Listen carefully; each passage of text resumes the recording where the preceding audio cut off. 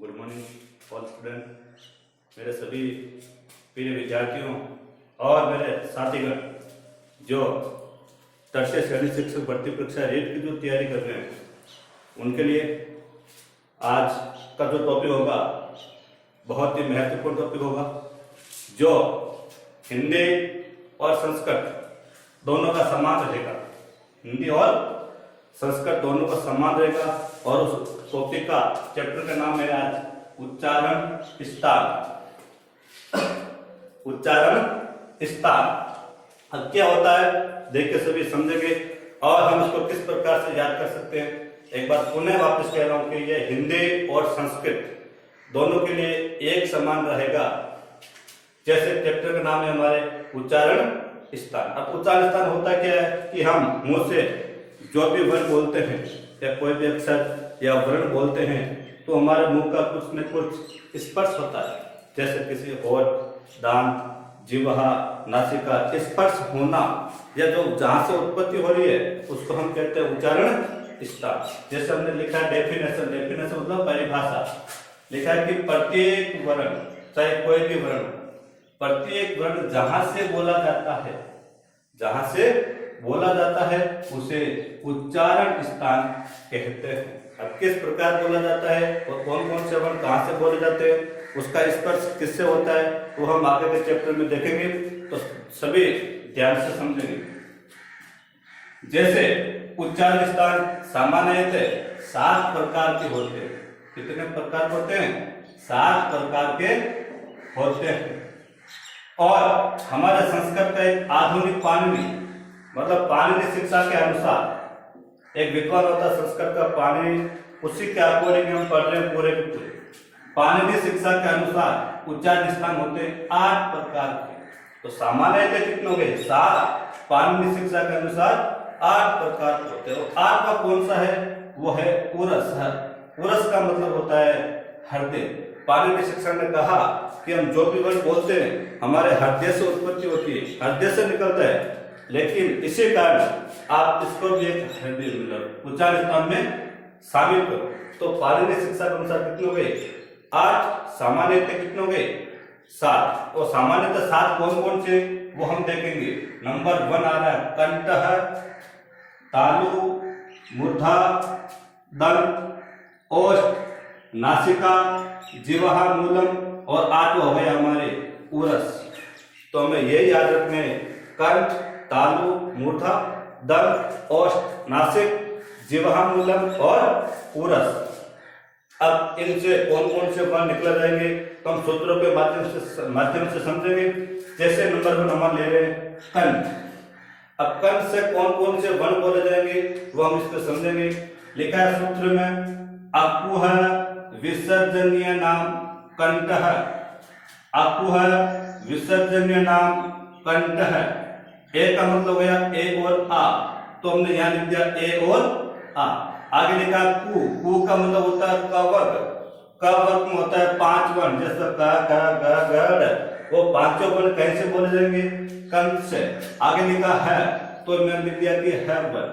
आगे लिखा है विसर्जनीय नाम, जो विसर्ग आता है इस प्रकार जो निशान आते हैं उसको हम कहां से बोले जाएंगे?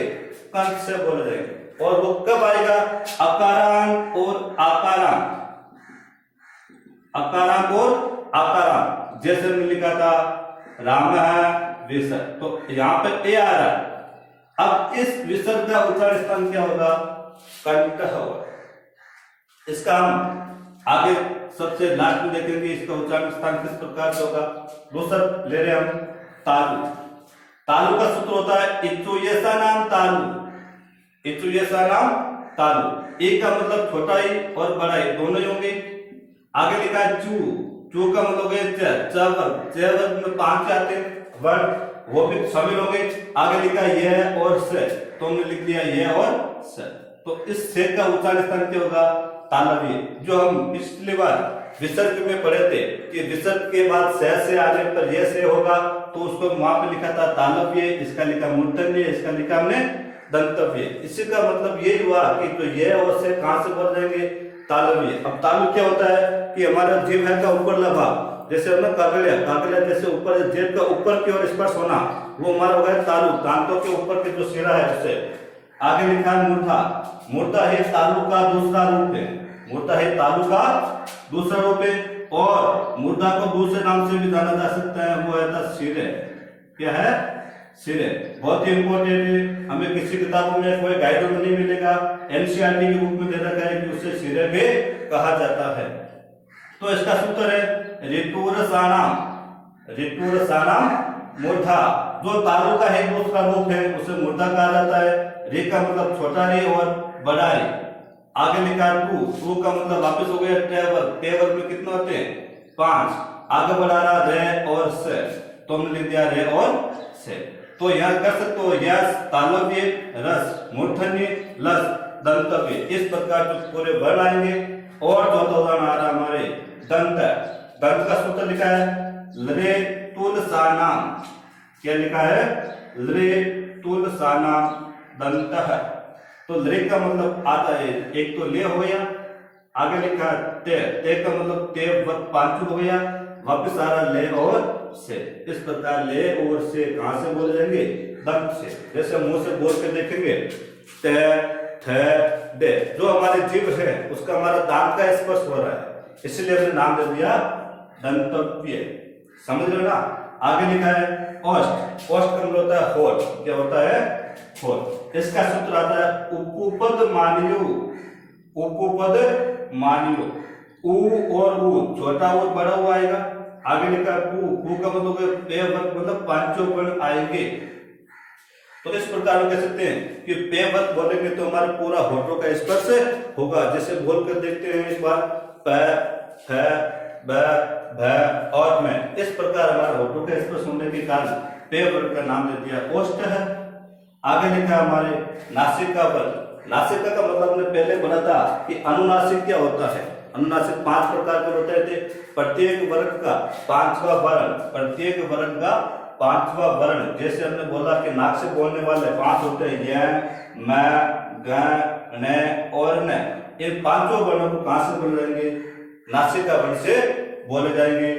आगे हमारे आ रहा है जिह्वामूलम।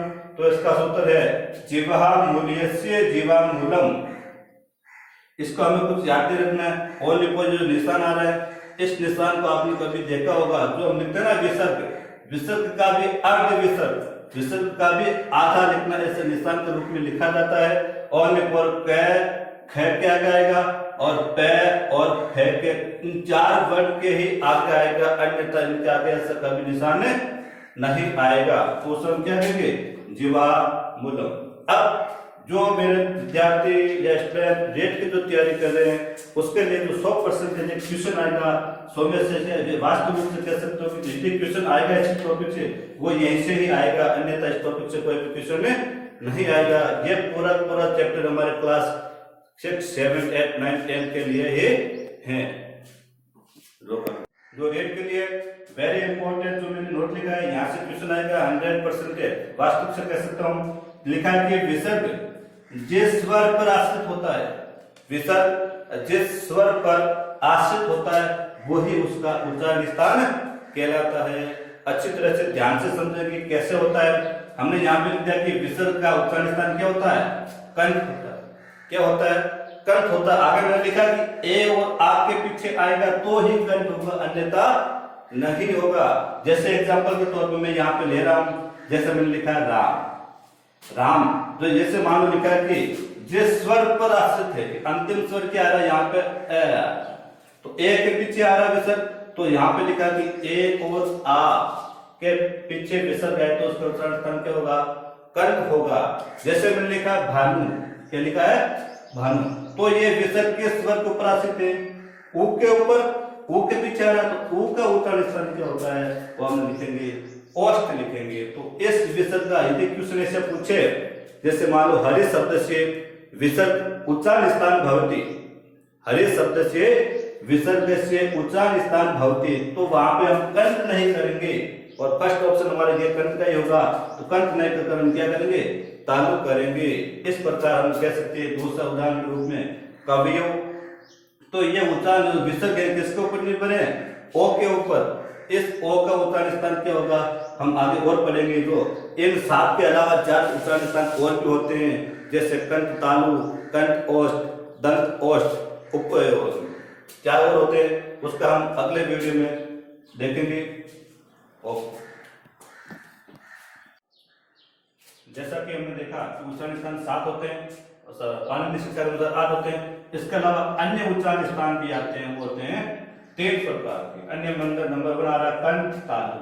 कंठ तालु, इसका सूत्र है अधेतु कंठ तालु। अधेतु का मतलब तो एक तो ए आएगा और बड़ा ए, दोनों ही आएंगे। अब ये सब कैसे बना, कंठ और तालु नाम क्यों दिया गया था, क्योंकि कंठ का जो स्वर आता है ए, कंठ में हमने बोला ना अकु है, ए आया था। दूसरा आ रहा तालु। तालु का आपने सूत्र देखा था इचु ऐसा नाम, तो वहां पे ई आया था, ए प्लस ई जोड़ेंगे तो क्या बनेगा, आई बनेगा, इसलिए इसका नाम दिया कंठ और तालु। दूसरा हमने देखा कि देख रहे हैं कि कंठ ओष्ठ, इसका सूत्र है ओदोतो कंठ ओष्ठम, अवदोतो कंठ ओष्ठम। इसका उच्चारण वन होंगे ओ और बड़ा ओ। इसका मतलब वो ये कंठ और ओष्ठ, कंठ के अंदर ए स्वर आ रहा है, ओष्ठ के अंदर ऊ आ रहा है, ए और ऊ को मिलाएंगे तो ओ बनेगा, इसलिए इनका नाम हो गया कंठ और ओष्ठ। और लास्ट हमारे दंतोष्टम। दंतोष्टम में एक ही सूत्र हो रहा है वकार से दंतोष्टम, तो एक ही उत्तर वन होगा व। दंत और ओष्ठ को मिलाएंगे तो एक वन बनेगा व। व्यक्ति वाला कि हमारे वे सब बोलेंगे तो हमारे दांत और होठ दोनों के अंदर से हवा निकलने के कारण इसका नाम हो गया दंत ओष्ठ। और हमारा ये हो गए हमारे उच्चारण स्थान। इससे जुड़े समस्या तो कभी भी पूछ सकते हैं। और हमारा इसके आगे जो चैप्टर होगा, जो हमने 3 वीडियो देखे थे, जैसे सामान्य शब्दावली के बारे में, हलन, अनुस्वार, विसर्ग और उच्चारण स्थान, स्वर और व्यंजन के बारे में, इन सभी का एक टेस्ट होगा, वो होगा हमारे संडे को। जो भी डाउट है पूछ सकते हैं। ओके, धन्यवाद।